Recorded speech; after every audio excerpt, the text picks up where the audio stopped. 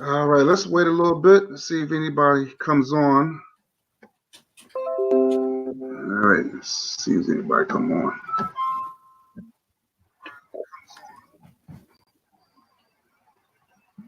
Yeah. Let's give it a little time to see if people start to tune in.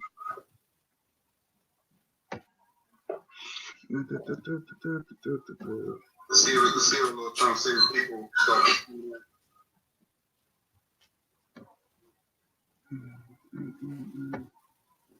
Okay. All right. Hotep family, this is your RBG brother, Guy Nollywood Jr. As you can see, I got my good brother, Maurice Muhammad. How you doing, my brother? I'm doing good. And yourself, big bro? I'm doing excellent, man. I'm just doing excellent, you know what I'm saying, you know my situation.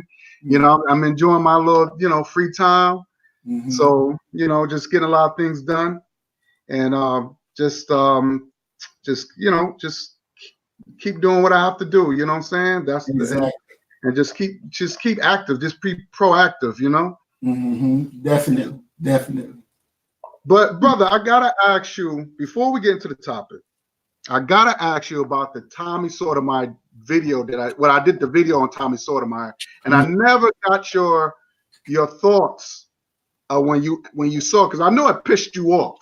Yes, I know it pissed you off when you was watching everything that I presented to you. What is your thoughts? Tell the people how what you was feeling, what you was thinking about, your thoughts about the video I did.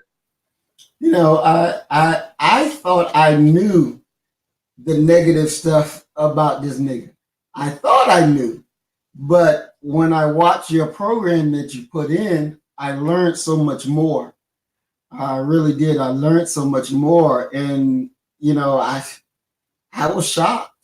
I really was shocked. You put together an excellent program. And, I think honestly that program needs to be everywhere. Everywhere. If you give us permission, we'll even download it and put it up on our channel as well, because you did an awesome job. And, that coon nigga is a real threat that needs to be dealt with, that really needs to be dealt with. And the way that you broke it down very succinctly, very clearly, and left no room for any doubt. There was no gray area left. Everything. I mean, you did a really, really good job on that. You really did. And, hell, if we could put that damn thing in schools and let children watch it, it needs to be, because, when him dealing with Michi X and all these others, and they give him that covering that he doesn't deserve, it makes it really bad. It really does. So you did an awesome job. I'm glad you did it. It was great. I mean, we've done a program on him before, but not to that extent, because we just didn't have the knowledge that you did. Because you did it, man. I swear to God, you did it. You did it. Thank you, my brother. And I had to do it because I just found out about this documentary not too long ago. Because I was like, this documentary is out. I remember he kept playing around with it. So when I saw the documentary, I didn't see the documentary. I just saw the trailer, which I presented to the people. And I was like, well, wait a minute. He said a lot of, and this man went to jail for not paying child support. He was a woman beater. This man did all this stuff and talked about black women when he was with the Neanderthal bitch. And he even said, that if I'm dating a white woman, there's no need to talk about black women. And he went against his own word. And when I challenged him on that, I called this when he had the blog radio show. I called him, challenging him on. He got mad and went belligerent, hung up on me. So me and Tommy, we have a history. Even we try to bring him on a show. And of course, the guy, he went berserk. He didn't even let Tommy get his words. And he was like, well, you gonna threaten my life because of my opinions. It's not about, it's not about your opinions. What you're saying is harmful. You're getting us hurt. Exactly. You actually, when you saw yourself how the Ku Klux Klan was taking what he was saying and using it and say, yo, this buck got it. Mm-hmm. Yes. So anytime it's on the KKK website, taking his words and putting on the KKK website, that's a problem. Exactly. That's a problem. Mm-hmm. So I tell people, do not support this documentary. Mm-hmm. And I don't want him to get I don't know how well it did, but of course his fans is gonna make it seem it was all right, all this and all that. But I tell people not to support it. Mm-hmm. Ban it. Mm-hmm. Another thing I want to know, related to, just going to get into the subject. I was on the Sabir, his chat live on Facebook, and I wasn't on live feed, but I was on the chat, and he's friends with Arabs, right? Even though they say they're not Arabs, but they are Arabs, and he gets mad at me because I told him, I said, well, you're the enemy. You're not my people.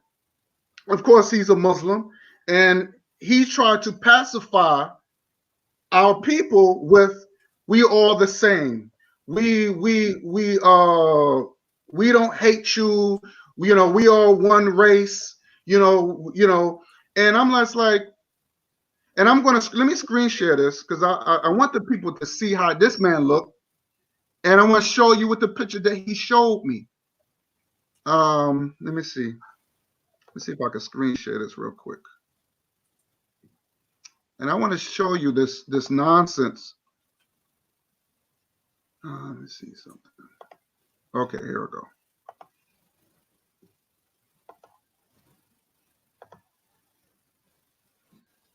go. Okay. Now this is the guy. His name is Medid. And of course he's from Turkey because you got the Turkish flag. And as you can see, he's a white man. Mm-hmm. He's a white man. But he tried to say that, he's African because I don't know where he's. I think he's up there, and I don't know where he's at. But he said, I'm African, and basically he's trying to just this culture vulture, right? Mm-hmm. And he's trying to say that we're one people, and of course he's brainwashing, black folks, and black folks agreeing with him. Mm-hmm.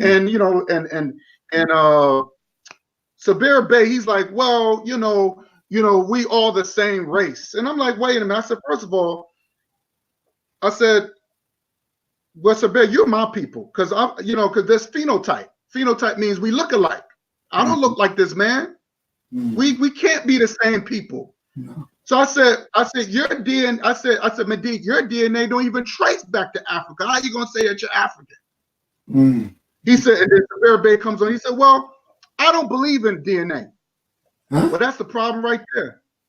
You don't believe in DNA. You don't trust DNA. But let something happen to your ass when DNA has to come in the picture to free your punk ass. Exactly.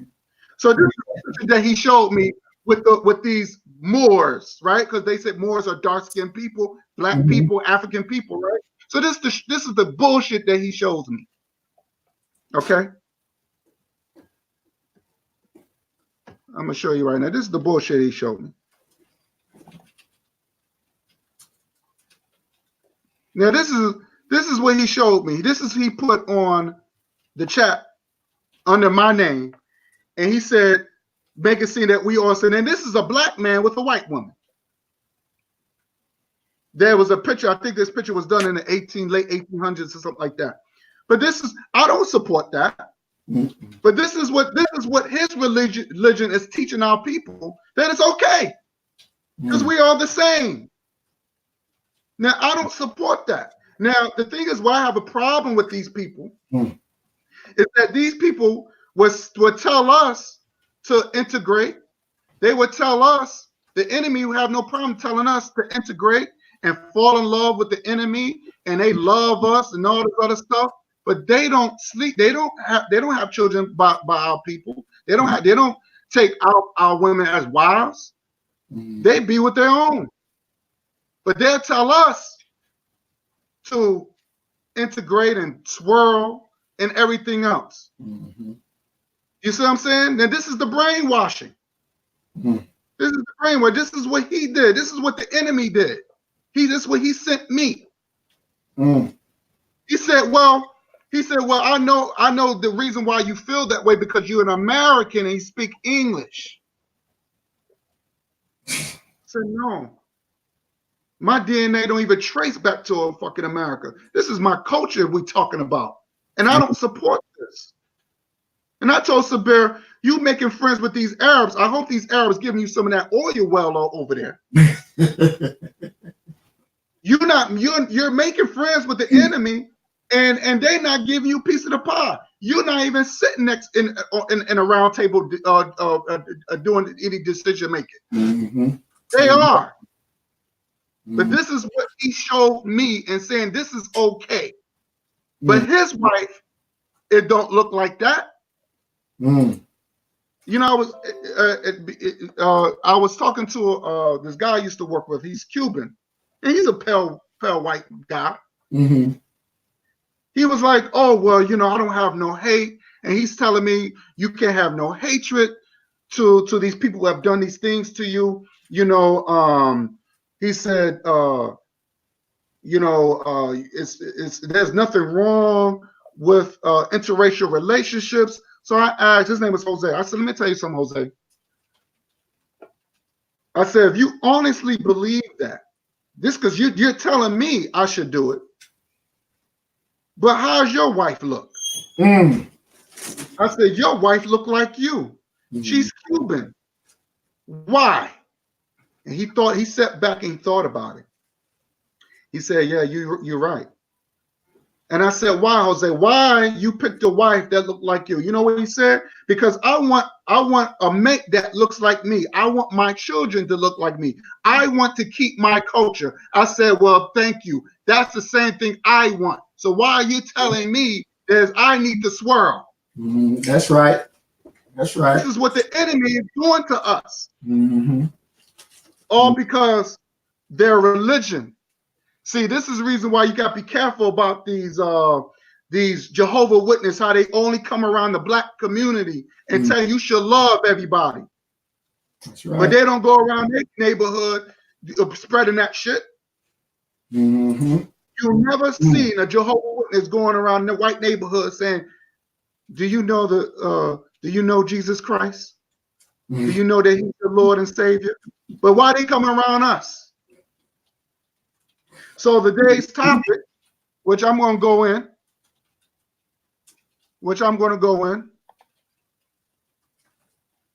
is this to show the people.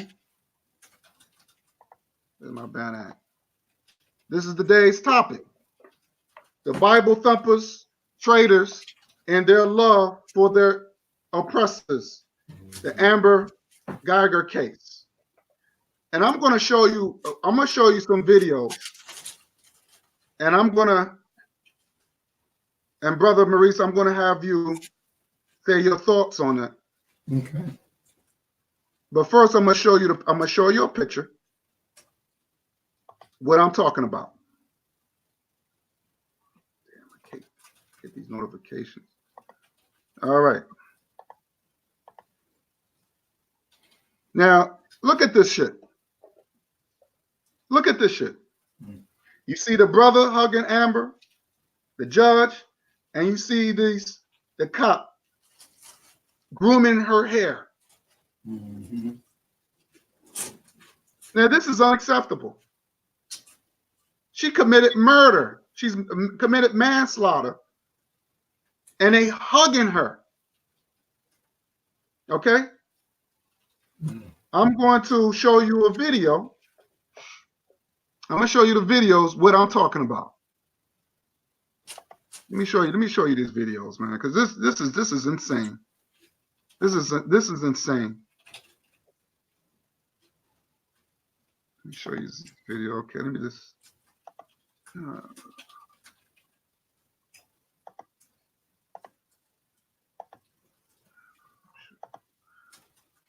Okay, let me get out. Oh, okay. Let me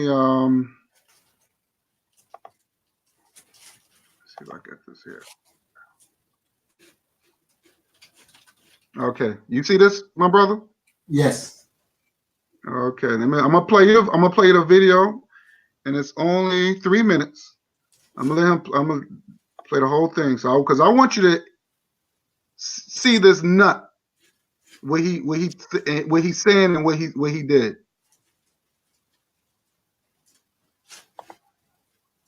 Cut it up. Everybody can hear it. I forgive you, and I know if you go to God and ask Him, He will forgive you.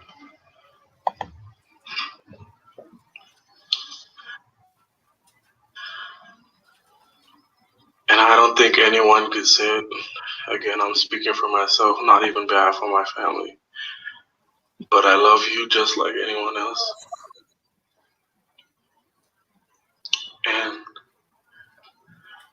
I'm not gonna say I hope you rot and die just like my brother did, but I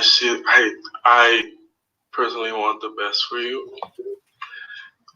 And I wasn't gonna ever say this in front of my family or anyone, but I don't even want you to go to jail. I want the best for you. You know, her appeal. I know that's exactly what both of them would want you to do.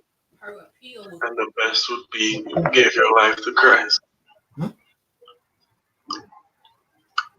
not gonna say anything else. I think giving your life to Christ would be the best thing that both of them would want you to do. Again, I love you as a person.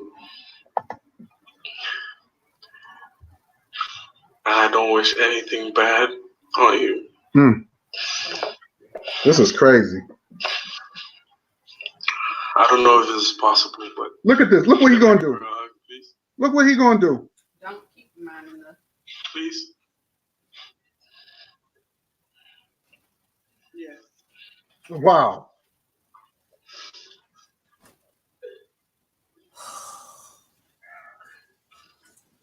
Yeah, she filed her appeal already.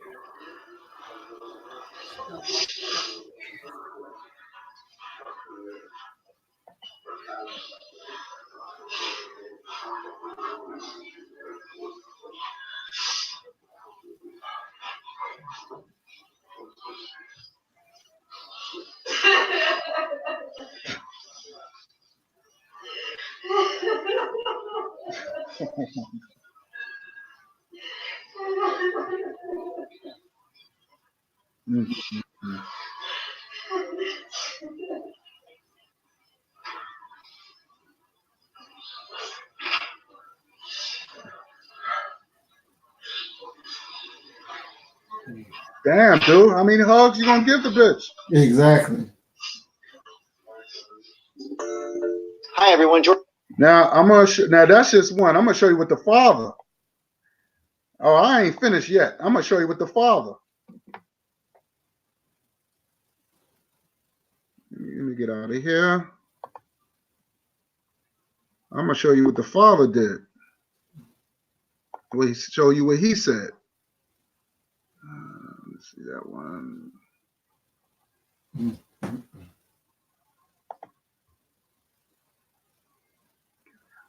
Oh, not this one. This one. All right. Now listen what the father said. I want you to listen to what this coon boy said. You see this, right, Maurice? Mm-hmm. All right. I'm very surprised.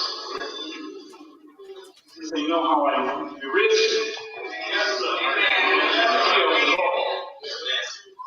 And I thank the Holy Spirit is willing allowed to become a friend at some point in time. And now look what he said. He said, "I'd like to become your friend at some point. I think I have the ability to do it, and would like to." I think I have the ability to do it.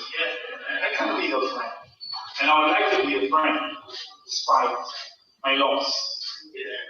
Because he said, "I like to be her friend despite my loss." That's why we are Christians. This is bullshit.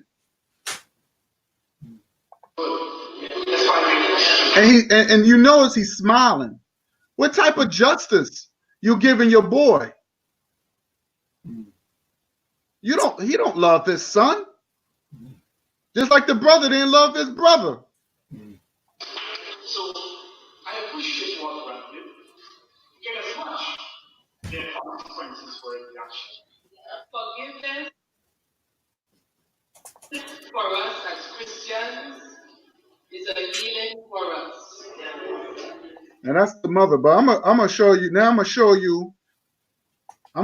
you with the judge. I'm gonna show you with the judge. I want to say peace to everybody in the chat. Thanks for watching. But I want y'all to take heed just to look at this fuckery. I'm sorry. Let me take this out. I want y'all to take a look at this. What's going on, because this is serious. Okay.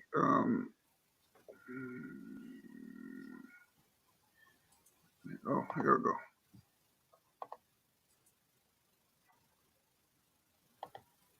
Oh shoot.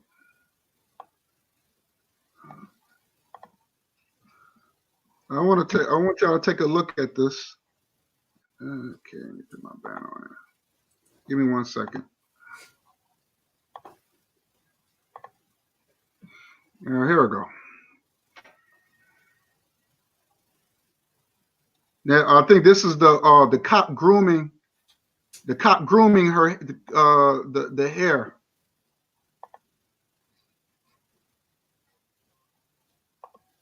Will be leaving the courthouse under police escort. Look at this. And Rebecca, I'm sorry to circle back with you. You were saying there was sort of a flurry of activity, and all of a sudden there were sheriff's deputies around. So obviously that'll. Now you see this bullshit? Grooming her hair. Mm-hmm. Look at this. You all to, hey, something's going on. Look at that. The deputy, so I suspect Look at this. they will be leaving the courthouse under. Boy, I said she loved that light carrying hair, don't she, huh? Sure enough. She don't love her kinky hair that she was blessed with. Mm-hmm. You comb groom that dog hair. Look at this. No gloves on it whatsoever. You were saying there was sort of a flurry of activity. I didn't even know that's allowed. Is that allowed? Can you actually do that to a murderer who's sitting up in court? You get fired. You should be fired. Mm-hmm. Sheriff's deputies around, so No, that's unacceptable. obviously that alerted you all to, hey, something's going on. All right, now I'm going to play you. Now these everything that I showed you in the picture. Now I'm going to show you with the judge. And that's going to be okay. Let me show you the judge now. Okay.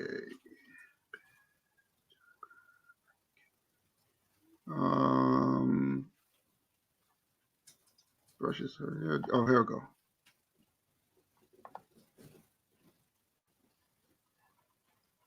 Now, I want to show the people how the judge leaves and she comes back, and before she hand her the Bible, and then she gave her a nice deep. She's another one gave her a nice deep. Gave Amber a nice deep hug. Mm-hmm. Now watch this. We went to Amber Guyger herself. She bent down and spoke to her in her ear. We couldn't hear what she was saying at first, but then the judge walked away, went back into her chambers, and returned less than a minute later with a small book in her hand. We quickly realized that it was a copy of the Bible.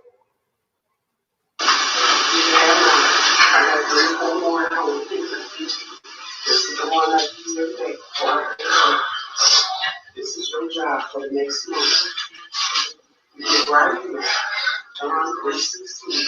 Then the judge and Amber hug each other.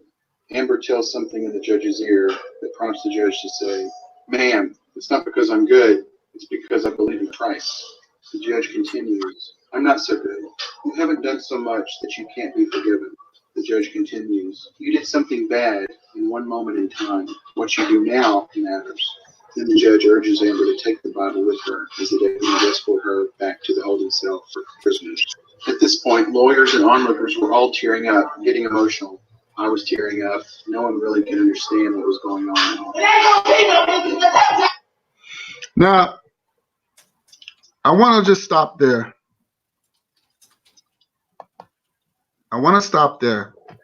The only good thing I'll say that she gave her Bible back to her and let her say, well, hey, you gave this to our people. Now I'm giving that shit back to you. That's the only thing I would say that's the only good thing I looked at it for. But giving her a hug for what? You know, I don't like all these, you hugging your oppressor all because of the name of Jesus. I never read in the Bible that Jesus said hug your enemy and or hug your slave owners or your oppressors. I never read that nowhere. So, brother, what's your take on it? Watching those videos. You know, it's disgusting. It truly is disgusting. You know, and come to find out that Amber Guyger attorneys have filed for an intent to have the conviction and the sentence thrown out. So that's more slap in the face. You know, this whole thing where this, you know, fake Christianity, BS, loving your enemy and all that foolishness. The enemy, the crackers, they don't love their enemy.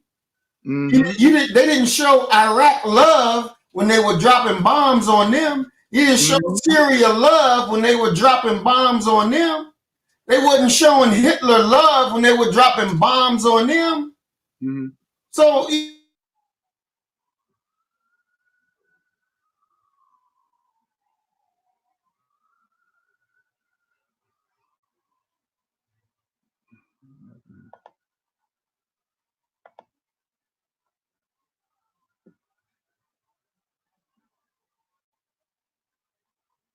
Oh, shit.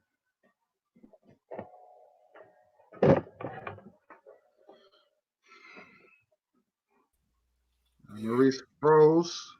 Can you hear me? Yeah, I can hear you. My brother Maurice froze. I see that. That's why I asked. It's like as soon as I add you in, that's damn. All right, let me get all this in one. Okay, Maurice gonna come back. I'm just gonna wait on Maurice. What's going on here? Let me take this banner off. Get everybody.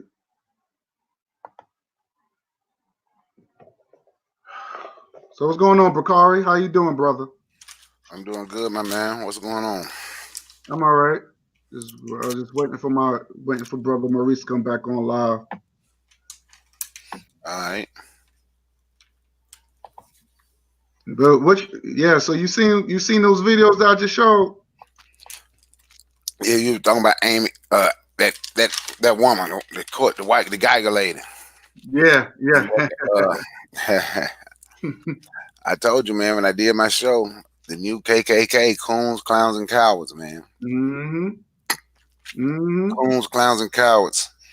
But you know what? I'm gonna tell you something, right? Did you see what Jesse Lee Patterson, whatever the hell his name? Did you hear what he said? What he said? You know, he's a good Christian. What the representative name that just passed away? I can't even think of his name. Oh my God. Well, anyway, if anybody in the chat know his name, put it in there. I can't think of the black guy's name. The black congressman that just passed away. But anyway, I know you're talking about. I forgot his name. Yeah, Jesse Lee Patterson say he passed away. That was God punishing him for going against Donald Trump. Oh yeah. I read that. Yeah, I read that. I read Yeah, that. Elijah Cummings. Thanks very much. Elijah Cummings. Yeah, exactly. Because that was him going against Donald Trump. Yeah, man, this religion have us confused. It have us extremely confused, you know. And the thing about it is, this Christianity today, it was never our religion, but at least in the beginning, during slavery and right after slavery, it was used as a revolutionary tool. Mm-hmm. You know, it was used as a revolutionary tool. If you look up, like I said, David Walker's Appeal, he was a preacher. His book, David Walker's Appeal to the Colored Race of the World, you know, he was a preacher, but when he wrote his book, David Walker's Appeal, he was talking about how black people should fight back.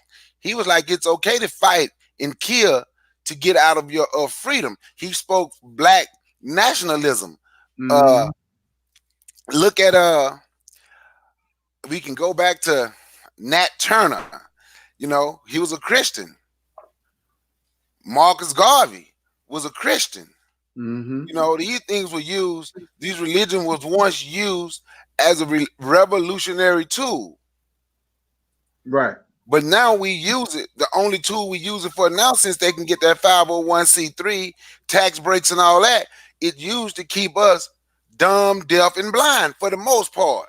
You know, not all, but for the most part. And what you're going to see on TV, you're going to see this coonery, this buffoonery, what we saw at the lady, at this lady trial. I love you. You need help. The only thing you need is to accept Christ in your life, and that's the help that you need, because I want you. And you have killed my brother. And I can say the only thing I want from you is to get better, so accept Christ so you can be forgiven, and I don't even want you to go to jail. That doesn't even make sense. Now, you done kill my son. One of these days, I just want to be your friend. What the hell is wrong with us? See, I'm going to be honest, right? The Bible, these people today, when they push the Bible, they never tell the parts in the Bible where the Jesus they're following fought back. You understand? Right. Jesus said you can sell your garment and pick up a sword. They don't want to talk about that. When they were in the when they were in the church, I say church, and they was gambling, Jesus went in, whatever they were doing in there, I like to say gambling. They were in there shooting dice, is what I like to say. Jesus going there, flipping tables, running people out. That's but true. They don't talk about that. Then I hear these people say, well, you know, we are the descendants of, they say they are the descendants of Moses and Abraham and all them, right? Who went to more wars and killing and did more of that than them in that book. But all of a sudden now, God is telling you, don't ever even attempt to fight back. It is okay for you to get killed. Just apologize. Just keep apologizing. Just bow your head and say, I love you. God ain't told nobody that. That's nonsense. Coons, clowns, and cowards. That's what it is. And I see Brother Maurice back, so I'll give the mic so I can go back to him and let him finish some what he was talking about. Peace and blessing, Brother Bakari. You know, I just want to finish up with this. You know, they talk about that part of what, you know, they say Jesus said or taught. But there's another part where he says that, you know, or it's said in the Bible, in the New Testament, that he's coming back. Now, it's very interesting because when he comes back, they said he's coming back with a sword, dripping with blood.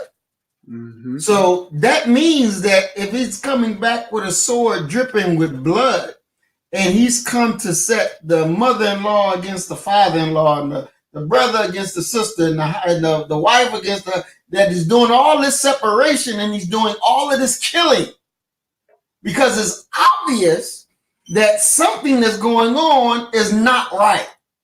And for him to say that, you know, or it's said that he's coming back with a government on his shoulders, so that the current government he's not pleased with. So he's not coming to change it or to amend it, but to abolish it, to get rid of it. And as he gave you the parable about the wicked husbandman, He says that the land was lent out to some wicked husbandmen and they didn't do good, and that they killed the heir to the vineyard. And Jesus said, what will the owner of the vineyard do when he gets there? And they said that he will utterly slay them all. Now, Jesus didn't say you're wrong. He said you're right. We'll slay them all. And then you want to talk about this loving and friendly this and that. He gave you another thing. He says, there was a man traveling down the road and got hit in the head. And he said, the priest looked by and walked on the other side. And he said, another person went by, a Levite, looked by and saw him and kept moving. But he said, the good Samaritan who helped the man, who bind up his wounds. And so they asked him, so which one should we love? Should we love our neighbor? Jesus said, your neighbor is the man who did good by you. That's what he said. So, you know, if they're going to teach something, then as y'all said, they ought to teach all of it and not just one little corner of it that you will get disillusioned.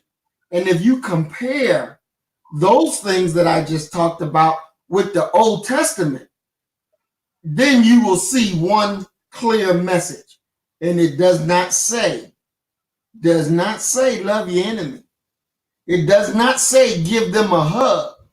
It does not even say suffer in peace. It doesn't say that.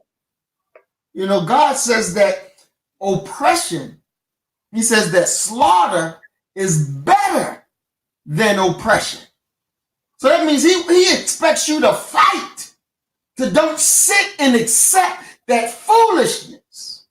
But see, this is why these crackers give you this quote unquote Christianity bullshit and tell you to love your enemy, because they want you to love them while they continue to rule you.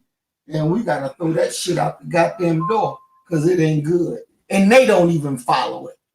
They don't even follow it their damn selves. They don't. And that's the thing. When I remember watching a couple of trials where that if we killed one of their families, the white people's families, they'd tell us every dirty thing in the book. We are monsters. We're demons. You know, we should rot in hell. There's no hugs. There's no, oh, I forgive you. If they do say it, it's like, well, I forgive you, but you deserve the rest of your life in prison. Exactly. So there's no, well, we're gonna give you a lesser sentence because because you're such a good person and you made a mistake. No. You know, just imagine. I don't want people in the chat. Just imagine you minding your own business in your own home. It's not even safe to be in your own house. Just imagine some person just come in your house because they thought they was in their own crib. And I'm just like, well, wait a minute. Either she got to be on drugs, she had to be on something, because when you walk into somebody's house, first of all, number one, you're going to know it's the scent. Everybody got different scent. You already know, wait, this is not my house because it smells weird. That's number one. And number two, you can see the way it's decorated. But this chick, she walked up in this house, man's minding his own business, watching TV, eating ice cream, and she said, freeze. So the dude, of course, your reaction is going to move and be like, what the fuck you doing in my house? So she shot him. That could be anybody. She shot him dead. And then it's not like she tried to say, oh, shoot, I'm in the wrong place. Let me try to save his life. She let the man die in his own blood while she texting her boyfriend, cracking jokes about black folks and Martin Luther King. This is what she was doing. They even showed the text. And that could be anybody. That's manslaughter. She deserved life. Not no lousy 10 years and then she's gonna get out in 5. She will get paroled in 5. So she's not gonna even serve the whole 10 years. You know, it's crazy. And this is the reason why these Bible thumper traitors, they need to be dealt with.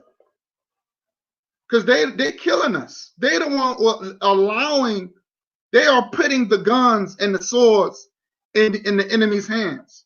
So you can't really blame white folks no more. You can't say, well, white people, because you got because this, they're giving them the okay.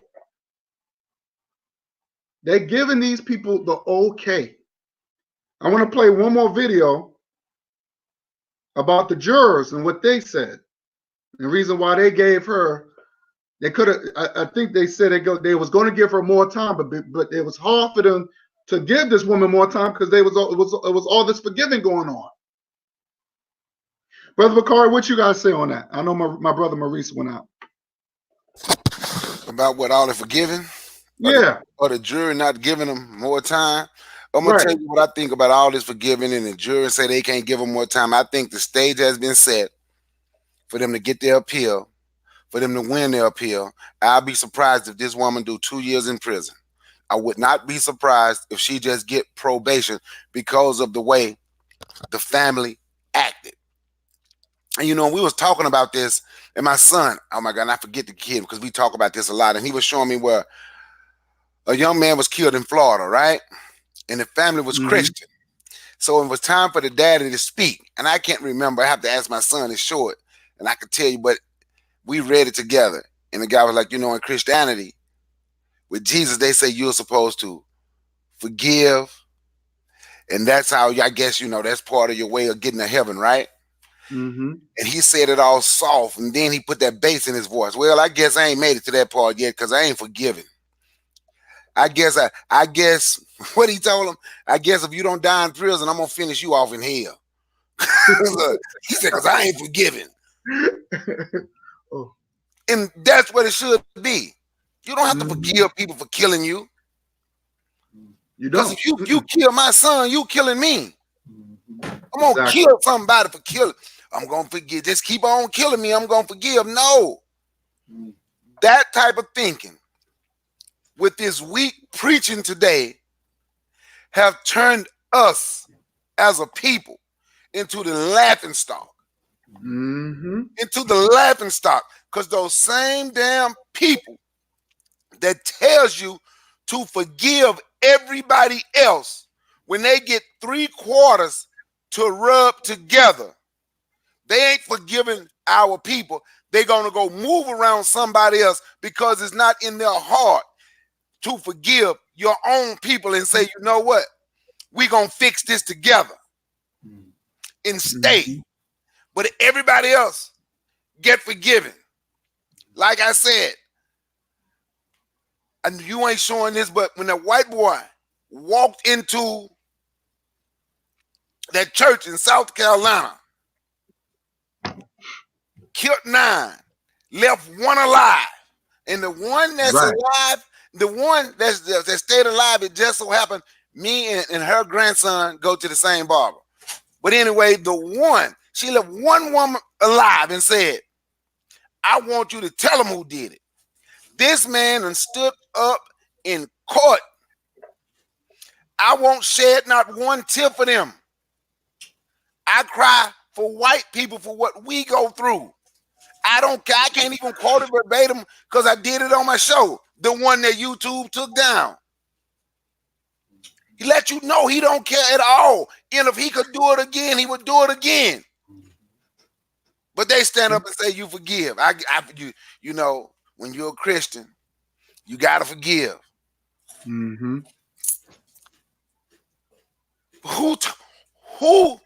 all of a sudden started teaching us that? Why is it anybody can just come in our church? Now I'm going to say this, then I'm going to yield the mic. But once we study history, that's part of our problem. We don't study history enough. Right. white people was put in our church after slavery, during slavery, and after church slavery. They were put there to watch and monitor and see what you were doing to make sure you don't plan an attack. We think these people have changed. They are still there for the same reason. For the exact same reason. Let's see what they're doing. Let's know what they're talking about. We don't question them. We don't do nothing. We don't make them feel uncomfortable. They more welcome in a strange church than me and you are. I yield the mic. Yeah, and that's so true. That's so true. I mean, they had to watch us because the church back in those days, that was our backbone. But because that when Bush was giving out free money and saying, well, you don't have to pay taxes. You don't have to pay taxes, but you can't no longer fight for your community no more. So they silence us. So now you got all these churches on each block, and they don't do nothing for the community, nothing for the neighborhood. They stopped. That's where you don't see them out there fighting, and when it comes down to any type of injustice or feeding the people like they used to.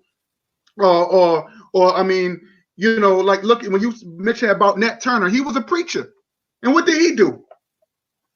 Did he kill? Did he slaughter the white families?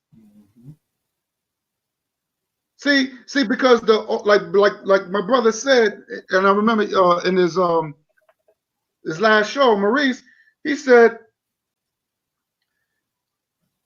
the Old Testament talk about war. So God don't show no mercy. The Bible says there's a time to love, there's a time to hate, there's a time to peace, and there's a time to love. Am I right, Maurice? That's right. That's right. So what are they talking about? I remember one time a while back, I asked this one clown that I don't no longer talk to no more. I don't talk to. I see that's one thing about me.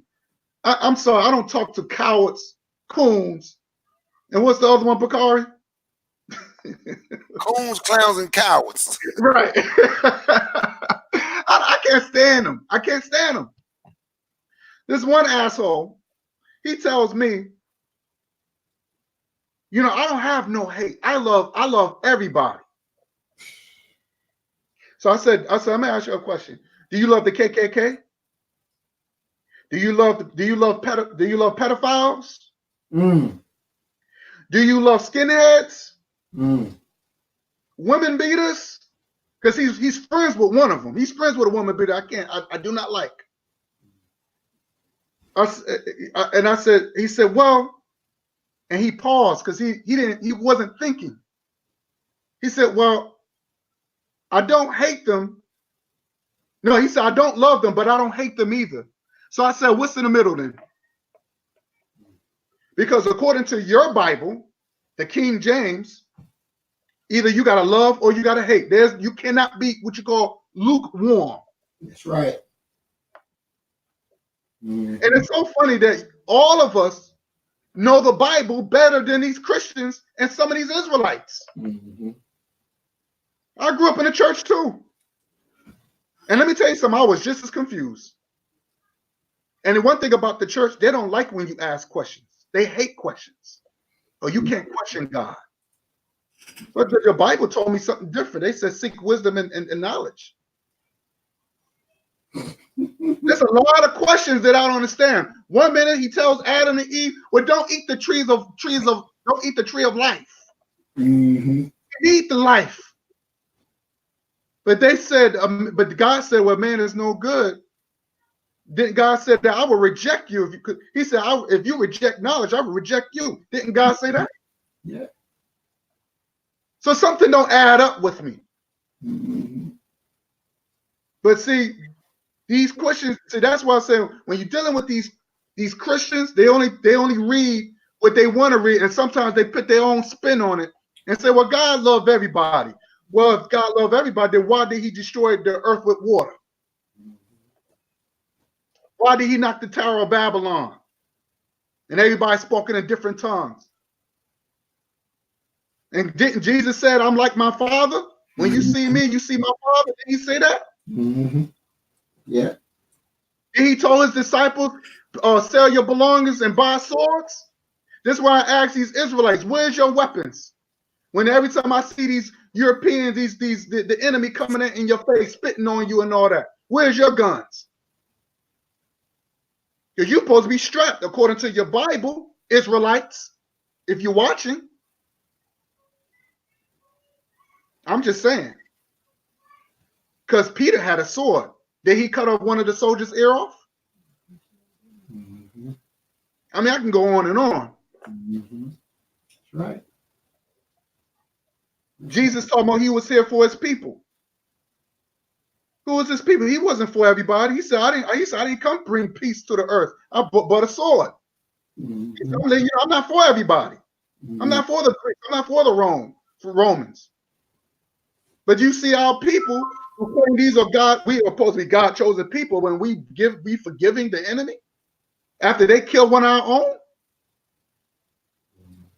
This is unacceptable. I just want people to think about this.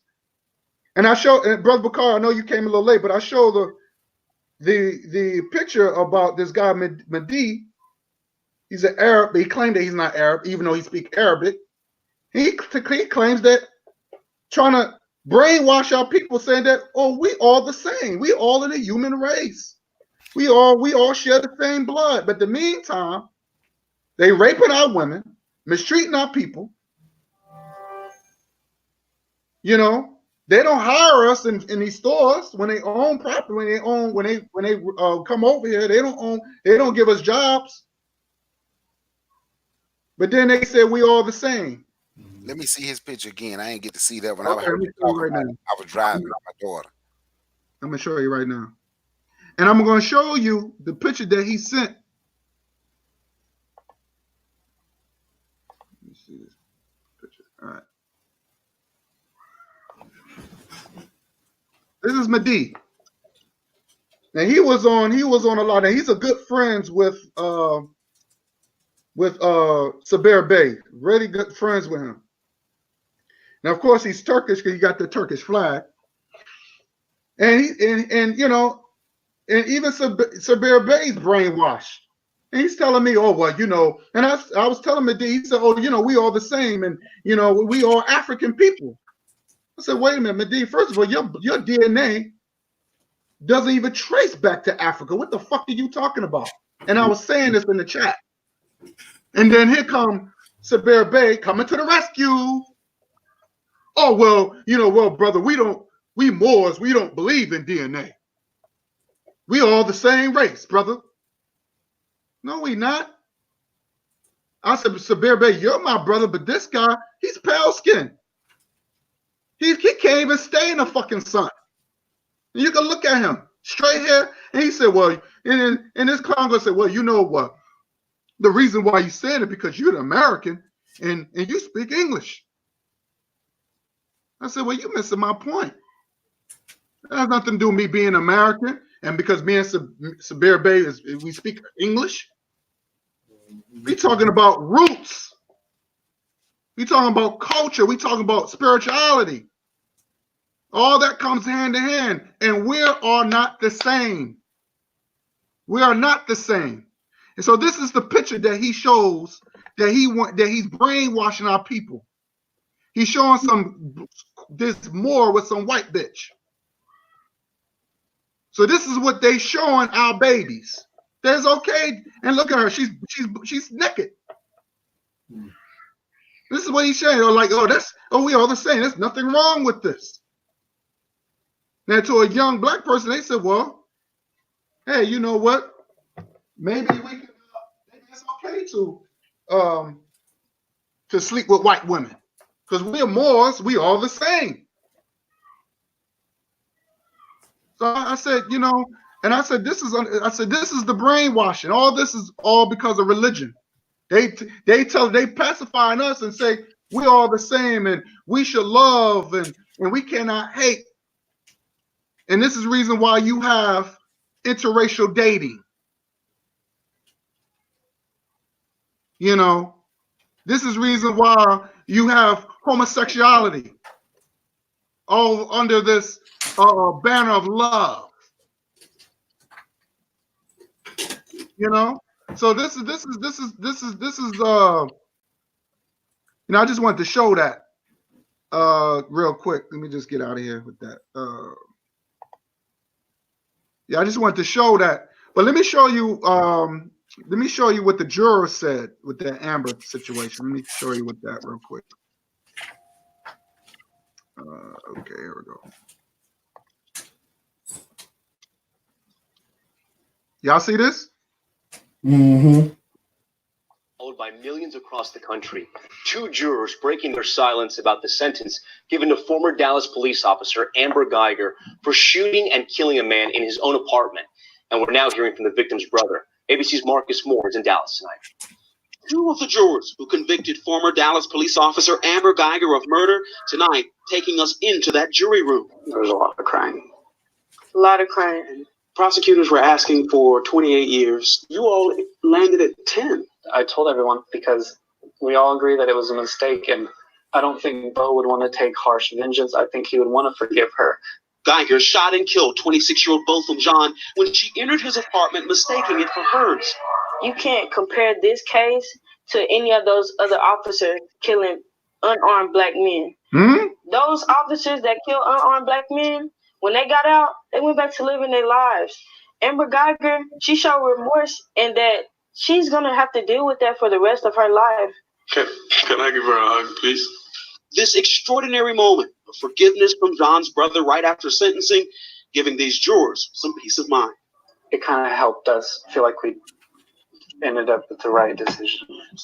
Brad John today speaking to Good Morning America. Who am I to not forgive someone who asked?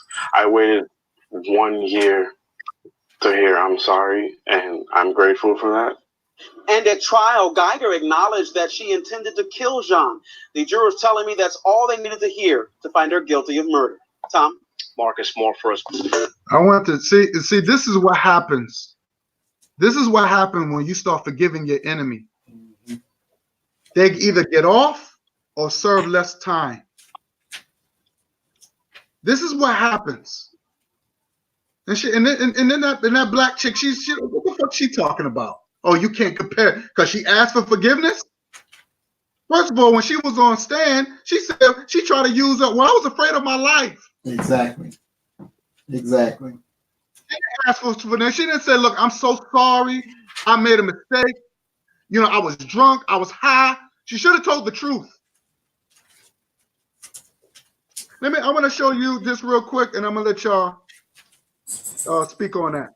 But I'm going to show you I'm gonna show you something. Let me show you this real quick. Let me show you this. I'm just gonna show you a list of innocent brothers serving time for nothing. And this is really pisses me off. It really does. What's that? Okay, here we go.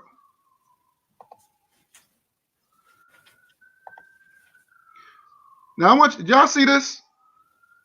Mm-hmm. Now let's read the titles. I'm not going to play the video, but just read the titles. They said teen wrongfully convicted for murder, freed after 9 years. Where's his hug? Where's his apology? Exactly. 2 Chicago men. These are our people. 2 Chicago men free from prison after DNA testing. Thanks to DNA. Thank God for DNA. Those who say, oh, I don't trust DNA. You better trust it. Look at this one. Convicted Texas man cleared by DNA test after serving what? 30 years in prison. Wrongfully accused rapist exonerated after serving 5 years in jail. Thanks to DNA. One man served 35 years. One person served 18 years. 39 years. Do I have to keep going? Mm. Where's their forgiveness? Where's their hugs? You don't see no juror say, I'm so sorry, let me hug you. I can't give you the time that we robbed you from. Mm. They don't care about our lives. And where's the Black Lives Matter? Where they at? Where they at? Oh, I'm sorry, they've been paid by what, George Soros? They've been picked by George Soros, the white billionaire. So I want you to take a look at this. The people in the chat, we are at war. And I want to say thank God for DNA. But they served time all this time, 17 years, 35 years. Look at it, 25 years. Mm-hmm. These are our people. Mm-hmm. Look at this brother right here, Rick Jackson, freed from prison after serving 39 years for wrongfully murdered conviction. Mm-hmm. I mean, this is sad. This stuff that make you cry. Mm-hmm.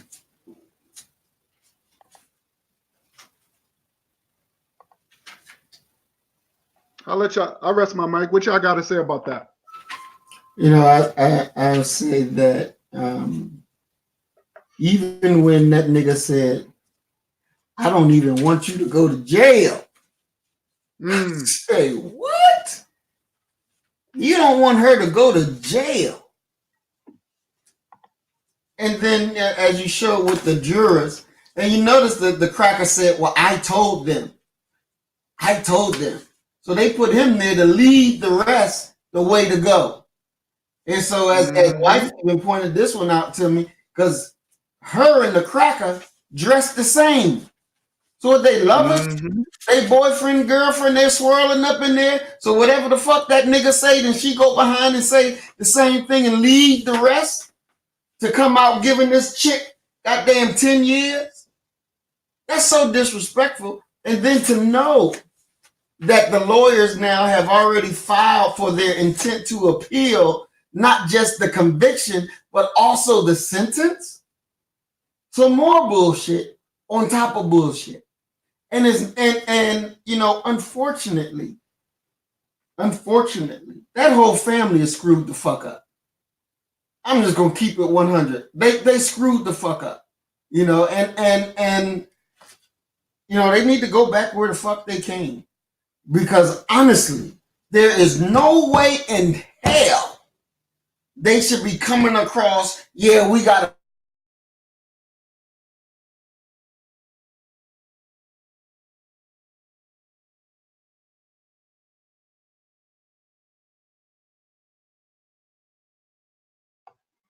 Oh, man, my brother froze again.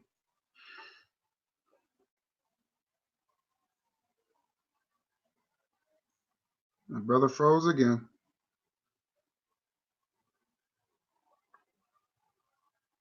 All right, Bakari. Yep. What's your thoughts on the jury?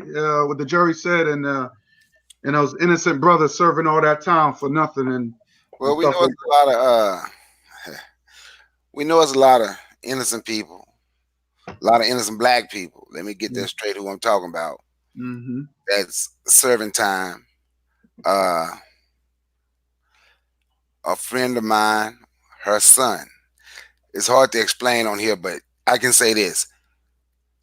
Even though the mama told him stay away from them white girls, he wasn't dating the white girl. Him and his friend thought the white girl was their friend. She wanted to be a roommate because she needed somewhere to stay. Let her stay. Come time to pay bills, she don't want to pay. So instead of calling, putting her out, they took her purse and her money and paid bills, right? Didn't take all her money, just took the portion of what she owed. You know, that white girl went downstairs, left the apartment, went to the parking lot, called the police and said they had kidnapped her and robbed her. They have life in prison. They have life in prison. So to sit here and say she had remorse, everybody gonna have a little remorse. I'm sorry, gonna fake like they have remorse when it's time to go to prison. They know who to call and get on these cases. Now I'm gonna say this. When we get those jury duty letters, let's not turn them down. We need to go there. Don't tear them up. We need to go.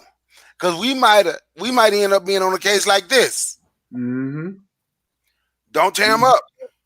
And when we get in there, don't let them pressure you into changing who you are. You know, because when it comes to us, most people have already walked in there and said in their mind, before the first word is spoken, in their mind, our women and men are guilty. When you see them in the courtroom, they are already guilty. Mm-hmm. We have to be proven innocent. That's right. In their mind, but when it comes to them, regardless of what they have done, they're innocent. We're guilty and they're innocent. Mm-hmm. We have to prove their guilt, prove our innocence. And for anybody telling you they don't want to have anything to do with DNA, and after we have proven the things that DNA can do, sometimes you have to just leave them be. Let the truck driver keep driving trucks. You have to leave them alone because they're a waste anyway. They're going to bring you down. You can't fight for justice while denying the things that can help you get it. Right? And some of these people, to be honest, and I'm not an advocate of violence. I'm an advocate of self-defense. But I would be okay if one of them people got hit in the head with a brick. One of those jurors. I'm not telling nobody to go do it. But it would be okay. It would be okay.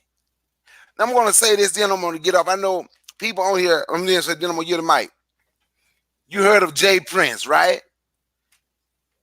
You remember when the people in somebody from Chicago stole the gold necklace of one of his associates? He had the gold necklace, right? Returned. He made a call in Chicago, had the gold necklace returned. 2 days. Then it happened in Brooklyn. About a year later, he made a couple of calls from Houston, Texas to Brooklyn. People asking him for forgiveness, turning the gold necklace back in, right? You got all that power you can call cross country, but you can't call from Houston, Texas to Dallas, Texas to have some of these people straighten out for what they have done to our people. But then you want to put on a front like you're a gangster? You understand what I'm saying? You can call from Houston to New York. You in Houston, Texas, somebody in Harlem stole a necklace. You got enough people in New York and Houston. This what they had on. All he had to do was see the film. Bam, 2 days he got his necklace back. But you can't go from Houston to Dallas and do the same thing. You come over about a piece of jewelry than your own people. I hear the mic. You know, before they cut me off again, because it seems very interesting. Every time I get ready to say what I got to say, then I get cut off.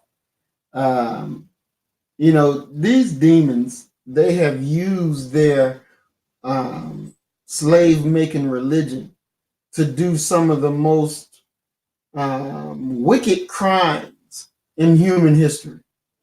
They really have. When you can take a child and you can turn a child into a sex slave, and that's something that they've been doing because in their culture, in their way, having sex with children is normal for them. But for us, that's not normal. That's sickness. That's death right there. But to them in their way, that's what they do. It's okay. You know, that goes in their way of thinking, in their way of being. And so for our people that embrace that death style, because that's what it is. We have to make sure that we articulate our message so there's no gray areas about where we believe and what we know is right, and that we're not compromising whatsoever. And we should not run. And I don't want to make it sound like this, but you know, as Brother Bakari said about violence, you know, that's a word that our people run from. They run from that because it is seen as it's a bad word. You know, they'll run from it. Oh, they'll ask you quickly, are you a nonviolent? Are you nonviolent? Your organizational nonviolent? Hell no, my organization is not nonviolent. We are violent, goddammit. We are violent. Because you come this way with your violence and you expect us to meet you with what? Turn the other cheek? No. We're going to meet your violence with violence. That's what we're going to do. See, I don't want to give no room for nobody to get away. Nobody. This is war. And so the weakness of our people to look to, oh, well, we got to be nonviolent. The hell we do. This demon is putting violence over on you physically, mentally, and spiritually. But you too damn dumb to want to see it because you want to get along and be what? And be pliant. So that they can look at you and say, yeah, you one of us, you're in the mainstream. No, I ain't in the mainstream, goddammit. No, I stand on mine. I stand on mine. Violence is good. Violence is necessary. It's necessary. We know what we do. We know that we gotta fight. We know it. But don't give them an inch to run and hide, to look for, well, I don't want to join with you because you violent. I'm going to go join somebody who's non-violent.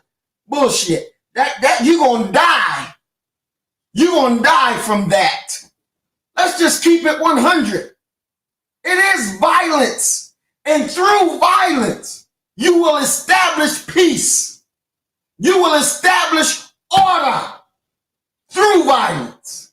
Because these people, these demons, don't understand anything else but violence. So I don't want our people to think that they can be non-violent and survive. It ain't gonna happen. It ain't gonna happen. This demon will kill you. He's telling you every day that he wants to kill you. You just had the cracker sleeping with 700 black girls and women, giving them AIDS. That's violence, goddammit. That's violence. So you better go and embrace what works. You better embrace what God gave you. God gave you. He told you, fight. Fight. Fight. So hell yes, that's violence. And hell yes, double hell yes. We are violence.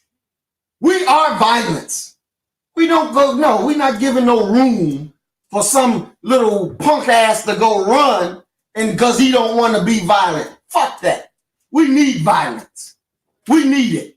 Because you niggas been dealing with this peaceably and they come out here and lie. No justice, no peace.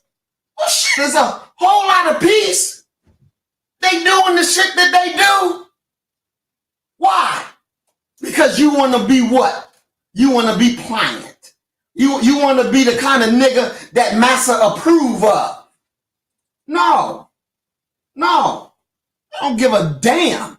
Cracker don't approve of me. And guess what? I don't approve of them. And I don't approve of any nigga that looks to be with them. This is wartime. We ain't got time to appease no enemy.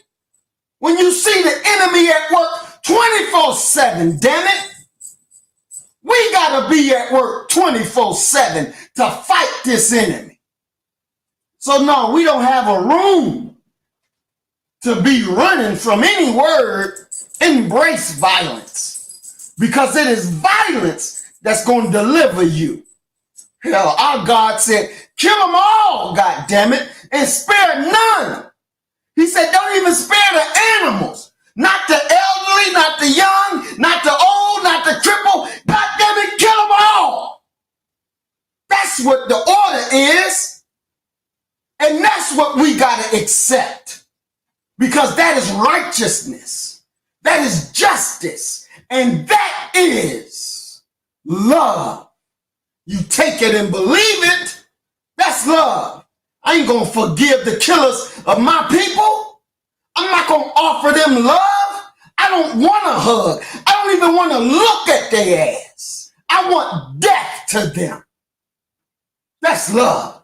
And we better embrace it. We better embrace it. Because that is the truth. I rest my mind. Yeah, that's that. Oh, let me see. I'm sorry. Yeah, that's real talk. That's real talk. Y'all hear me, right? Yes, sir. Okay, that's real talk, man. And you know what? America, I would say United States, they full of shit. Mm-hmm. They don't forgive us. Mm-hmm. They put our brothers, our innocent brothers and our sisters in prison and let them serve all this time, wasted their whole youth, separating our families, and they don't even give them apology. When they commit a crime, most of our brothers on death row. Where's the forgiveness? So United States, white America, they don't forgive. They don't learn the forgiveness, but they come into our neighborhoods. They come into our neighborhoods with that Bible. Oh, do you know your Savior is Lord Jesus Christ, your Lord and Savior? Why are you coming in my neighborhood talking that bullshit? Go to your neighborhood. Or that Scientology crap. Because according to them, we have a mental disorder. We don't know who we are. There's something weird about us. They always come with this missionary garbage. But these are the most violent people on earth. That's right. They want to destroy the water. They want to create all these diseases in the laboratories, this biological warfare. This is the reason why you see all these zombie movies. I want to say this. Watch these movies. They're not making these movies for nothing. Why do you think they're making all these zombie movies? They talking about biological warfare. That's right. They're going to test it on somebody. Come on now. Say that. But we're like Brother Bakari said, self-defense is violence. And there's nothing wrong with that. Nothing. Nothing wrong with that. Nothing. We have a right to protect ourselves, protect our loved ones, just like everybody else. And I'm sick and tired that our own people is using this white agenda on us. I don't like it. They take the most and they take the most cowardly Negroes and they put them up in our face and say, well, this is how you should be. Exactly. This is the reason why they got rid of our warriors. And they use our own people to do it, to take them down. Yep. Yep. I want people to understand. Look what they did to Nipsey Hussle. It was a nigga that did that. That's right. That's right. Because he was speaking that, he was conscious. The brother was conscious. He wasn't talking about bitches and hoes and I'm going to kill this, I'm going to kill that. This man was talking about, we need to go to Africa. We need to take their, listen to this. If I want y'all to look at his old, before he came out, before he grew his beard. He was talking about getting resources from Africa and getting connected to the people over there. And this reason why he wanted to give back to the community. He was doing it. Mm. But the government did not like it, so they paid paid one of our own to kill him. Mm. So they're gonna protect him. Mm. They're gonna protect him. So those people hugging our enemy like that, they're my enemy too. Don't tell me, oh, because they're black, and we should love them and we should protect them. No, I don't protect black folks because like Chuck D said, I'm gonna keep saying it. I'm sorry, let me put my face on here. Like Chuck D said, every brother ain't a brother. Mm-hmm.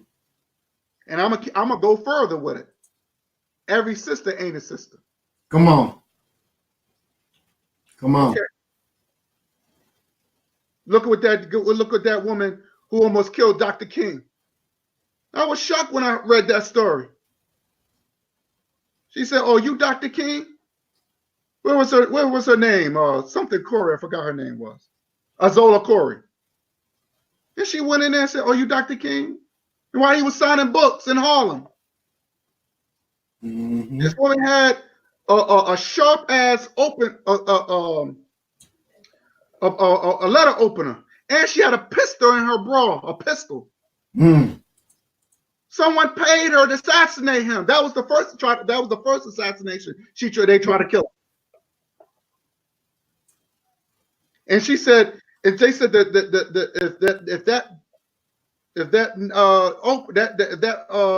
sharp ass letter opener pierced almost was close enough over to his heart. Luckily, it didn't hit his heart. He would have died on the spot.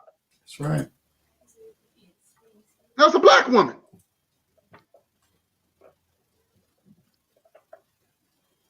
So so there's no forgiveness when it comes down to them. There's no forgiveness. And now when I saw that and I saw these hugs, I'm like, what the fuck is going on? What is this? And this been mainstream now. It became so mainstream because it was shocking. And that judge should be fired. That's right. They said what she did was inappropriate. Mm-hmm. That was the first time I've seen a judge doing that shit. And she shouldn't have done it. She should have just gave her the Bible and say, look, this is hey, do what we did. Learn that shit. And she could have just walked off. But no, you're gonna give this bitch a hug. Mm. But our people serving 35, almost 40 years in prison for crime they didn't do, where's their hugs at? Exactly. You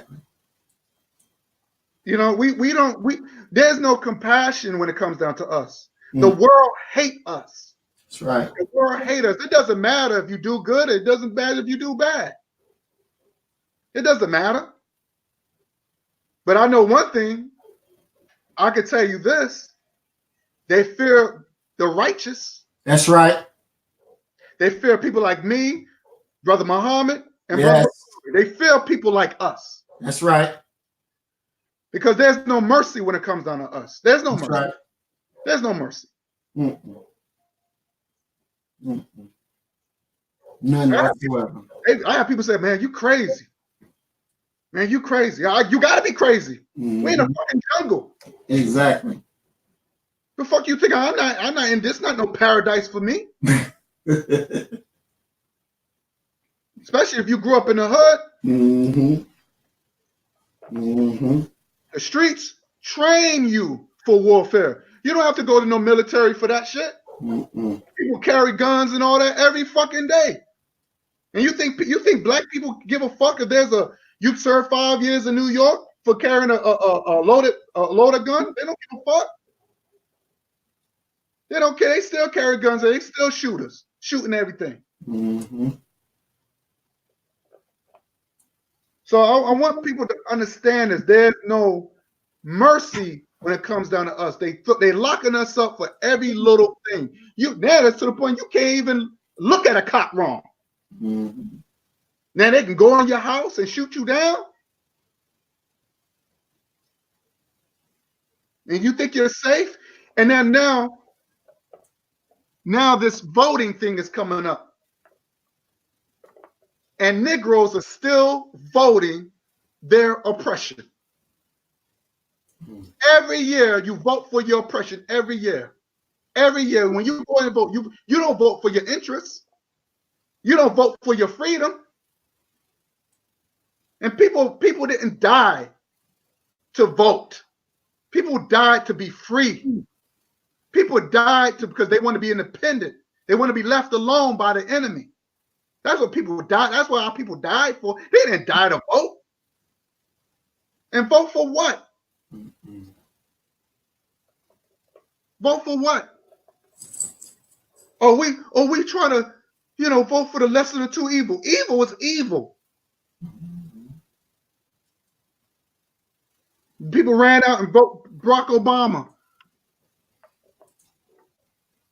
For what? And I asked, what did Barack Obama do? Oh man, you're right, man.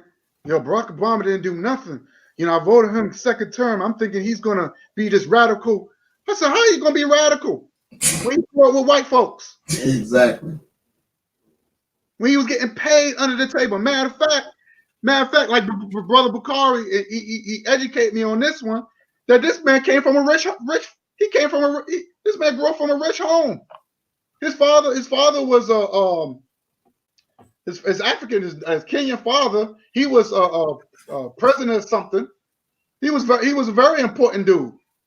And then you got another father. The stepfather was from Indonesia. He was in the government. Mm-hmm. This is the reason why Barack Obama went to Columbia and Harvard. You gotta have money to go to these schools. Exactly. So he wasn't a poor man.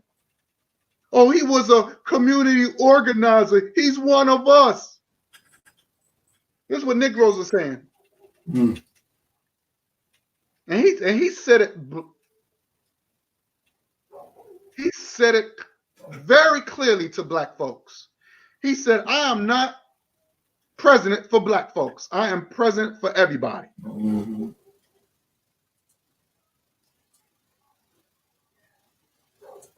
Then the LGBT, then the Newsweek saying that he's the first gay president.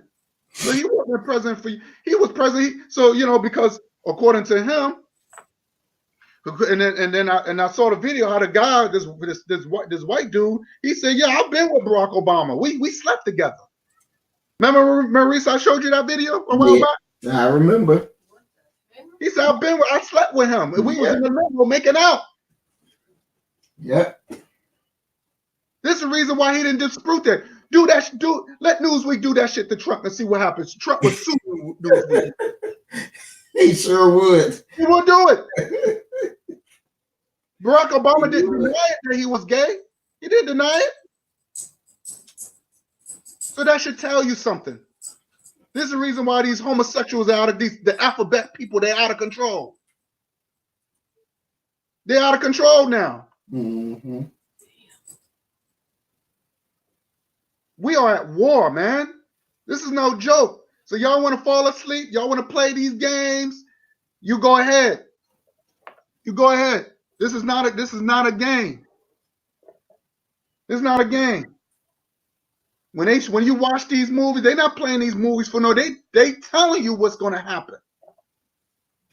They telling you. When I was watching that movie Demolition Man back in the I think it was when that movie came out with Wesley Snipes and Sylvester Stallone. Mm-hmm. Good fucking movie. I watched shit. That's classic.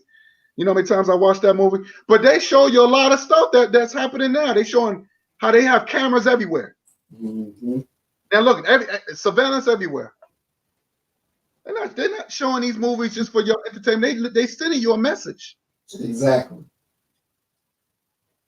So we are living at a time where, and this is the reason why, and I was reading an article, a lot of people are getting away from the church now and getting into comedic science because they realize, well, I'm just talking about our people, because they realize that the church is not doing anything. They're not out there doing what they're supposed to be doing because they're getting paid off. Or we're paying you, just tell the people that, to love us and forgive. But we at the same time, we'll, you know, you don't have to pay no taxes on your property.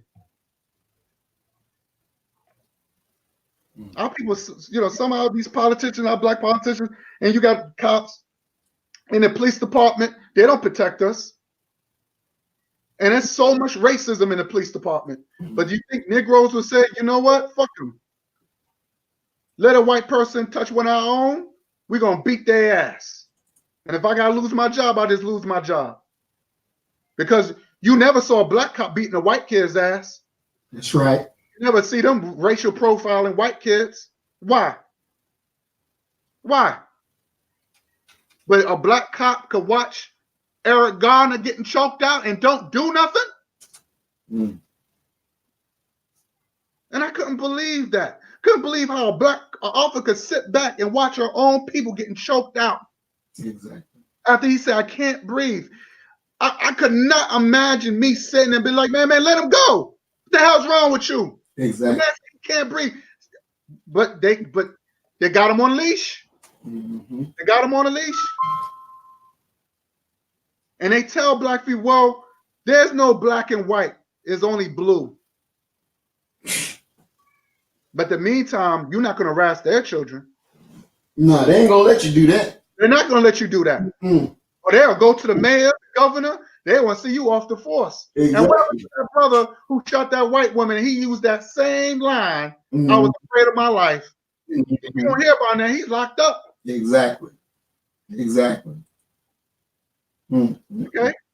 So we have to wake up, man. This is no joke. So that judge, like I said, that judge should be fired. The cop who was grooming that other bitch that was grooming that bitch there, she should be fired. I have no respect for them.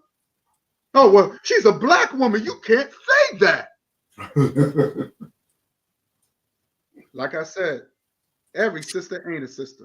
And those ain't my sisters. We got to stop giving these coons, clowns, and cowards these titles that they don't deserve. Mm-hmm. The father and that brother, they didn't do they did an injustice on their loved one. They should be ashamed of themselves. They should be ashamed. They didn't do nothing. You know, I know if the brother, I know that loved one, that brother who got killed like that. I know he's turning over his grave. Mm-hmm. Exactly. That could have been either one of us. That could have been me, Brother Muhammad, Bakari, sitting down home, mind our own business. Somebody gonna roll up and shoot you down while you eating ice cream or just watching TV, minding your own business. Mm-hmm. Oh, they're not pulling you. They're not just pulling you over no more.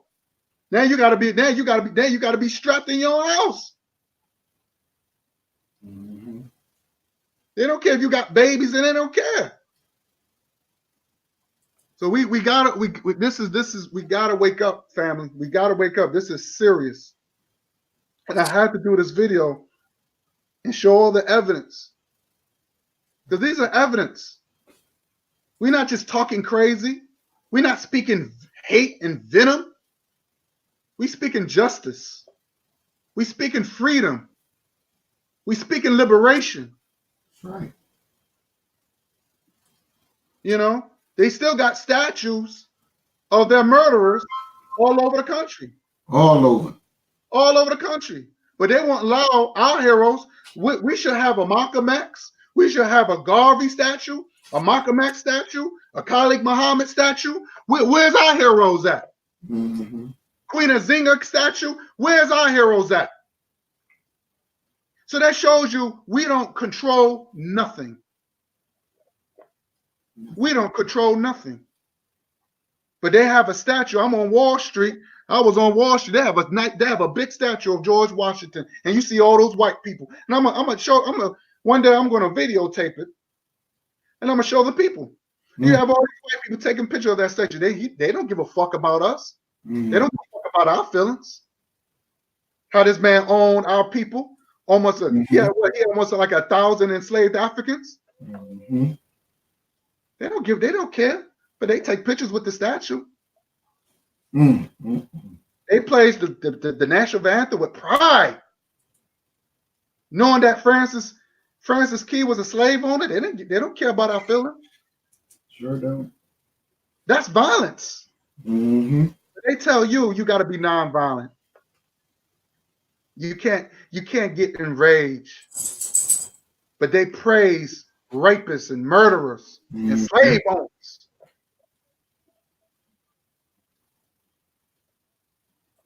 It's just it's war. That's all I gotta say. It's war. Mm-hmm. I give Brother Bakari and my brother Maurice any words, and then we get into our closing statements. All right. I saw Queen. I know who I am. She put on there say we need to learn how to fight. Well, I'm a big advocate of that. I've been telling, it's allowed learn how to do all types of fight. That's why I ain't ashamed to tell nobody. Both of my kids, my son is 3-0, my daughter is 2-0. Amateur boxing. They have both taken MMA. My daughter is taking wrestling. My son is taking wrestling. And they both know how to shoot their weapons. And if anybody live in the Atlanta area on this chat, Atlanta, Georgia area, you can hit 1 and I'll give you my email and y'all can meet me at the gun range tomorrow. That's what's up. It's a special, especially if you're a woman.